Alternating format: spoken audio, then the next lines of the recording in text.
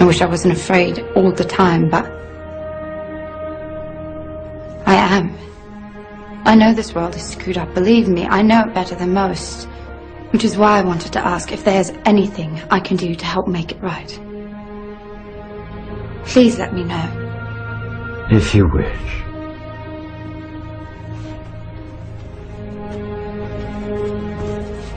Be very universum vivis fisi. By the power of truth, I, while living, have conquered the universe. Personal motto? From Faust. That's about trying to cheat the devil, isn't it? It is. And speaking of the devil, I was wondering if your offer to help was still standing. Of course. It appears that unforeseen circumstances have accelerated my original plan. As a result, I'm in need of someone with some theatrical skill. I'll do my best. I believe you will. We are consciousness. All that is, has been, and ever will be. There is nothing to fear. Whatever happens, we are always that.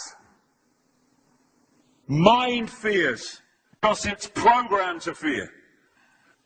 When we're conscious, there's no fear in this. It's a shake of the head. Pathetic. Pathetic. Pathetic. And we need to do this. Compliance. We need to challenge that. Not with violence, not even with aggression. We just need not to fight it. We need to walk away, because without our acquiescence, it cannot survive. You know, when you look at a pyramid, we've been manipulated to believe the power in a pyramid is at the top. It ain't. The top of the pyramid is there because the rest of the pyramid's holding it up. We're holding this whole thing together.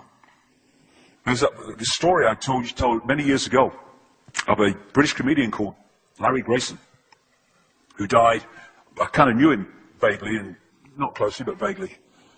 And I went to his memorial service in Covent Garden, and this other comedian did this tribute to his life, in which he read out this story that Larry Grayson had told him. When they were going around the variety halls and the theatres in the 60s, they had this all-male show. And Larry Grayson was the only woman in it because he was dressed up as a woman. And he said that the end of the show, the last scene, all the sailors, all the men came on dressed as sailors, and they were singing Rule Britannia. You know, Rule Britannia, Britannia rules the waves. Oh, I'm very pleased for you. Okay? And as it built up, Larry Grayson would come on dressed as Britannia with the helmet and the shield, and he would be manhandled up the side of this pyramid to the top for the big finish. And he said one night, he said things seemed to be going rather well. He said, and then I noticed that a sailor in the bottom left-hand corner had got rather a cough. And this cough got worse and worse and worse to the point where the sailor couldn't stay in the pyramid anymore and stepped out of it. Larry Grayson, symbolic of this elite at the peak of the pyramid, ended up in the second row. And the elite, the power center, had done nothing to bring about this. One sailor, the bottom of the pyramid, had got a cough. And the whole thing collapsed. And I listened to that and I thought, my God, yes, that's it. We, the powerless people, are holding the powerful people up there, and they know that. They're terrified of us realizing that. Do you remember that movie, animated movie, A Bug's Life? A Bug's Life with the grasshoppers? And what happened was, there was these ants, and Ant Island, as they called it, and these grasshoppers used to come every year and take all the food, and the ants had to spend a whole year gathering the food together for the grasshoppers because they were terrified of the grasshoppers. There weren't many of these grasshoppers, and one day, they're in their winter quarters in a tree, these grasshoppers, and they've got all the food they need, and someone suggested among the rank and file grasshoppers that they didn't need to go to Ant Island this year because they had all the food they needed. And then out came the leader of the grasshoppers to tell them the facts of life, and the few are going to control the many. It's a wonderful speech. If you ever can see that movie, A Bug's Life, I do recommend it. And he said, basically, They outnumber us 100 to 1. And if ever they figure that out, there goes our way of life. So we have to keep the pressure on, basically. We have to keep them working, so they don't figure out where the real power is. And that's why this network of manipulation works so hard to keep us in these states. Like I said earlier, what are people leaving foreclosed homes for? Foreclosed by banks that have caused the unemployment that lead to them having to leave their homes.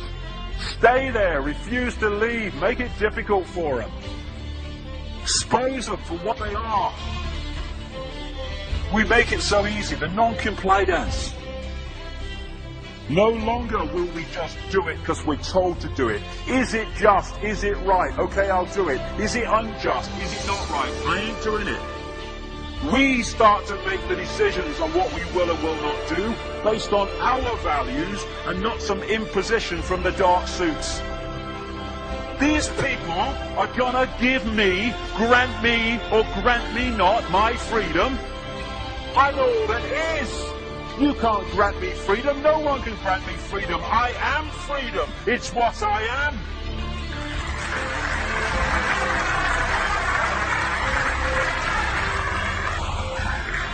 The big question, what would consciousness do? What would consciousness do in this situation? And when we ask that question, it really just changed the way we see the world.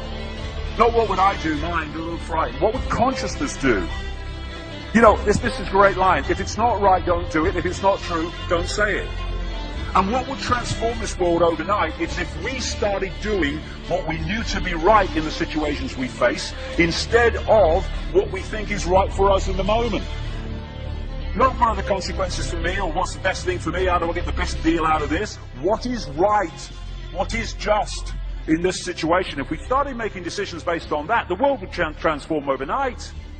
These are very simple things. If we want a world of peace, then we need to be peaceful. We don't need to fight for it. We just need to be peaceful, and we'll bring that about. If we want a world of kindness, we need to be kind, and then it will naturally unfold. We don't fight for kindness. As Martin Luther King said, it's a wonderful saying, piece of oratory. Cowardice asks the question, is it safe? Expediency asks the question, is it politic? Vanity asks the question, is it popular? But consciousness asks the question, is it right? And there comes a time when one must take a position that is neither safe, nor politic, nor popular, but one must take it because it is right. And when enough of us do that, what is right will manifest by definition. And we're in this position now where this vibrational change, this energetic change is taking place, where we can start cracking these eggshells, where we can start becoming the full magnitude of who we are, where we can be consciousness in the now, using mind to experience this reality instead of being governed by it, turning the key to let consciousness in. We're being offered this opportunity now. No longer can we say we didn't realize who we are, we didn't know we could do that. I was kind of waking up one day, and I saw this earth imprisoned, and I saw this big lock and a key going in and being turned. I went on the internet just very shortly afterwards. I was looking for a picture, not this one, and that's what I saw. The picture I'd just seen in my half kind of sleep. And that's what we're being offered the chance to do now, to turn the master key, or becoming conscious, that will bring an end to this. It's being given to us, we just need to take it. And to take it, we need to say enough. Enough of being enslaved by these people, enough of being enslaved by our manipulated ignorance, enough of being enslaved by the fear of being who we are.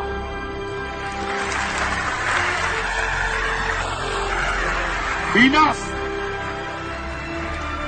It is time to fly. It is time to fly. Thank you very much.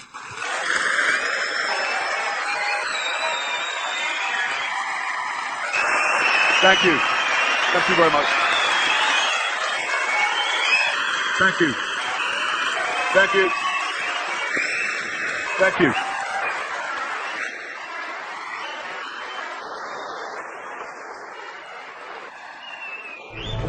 Enemy is approaching fast, requesting orders. General, what should we do? There's no response from command, or from party leader Creedy. Stand down! Stand down!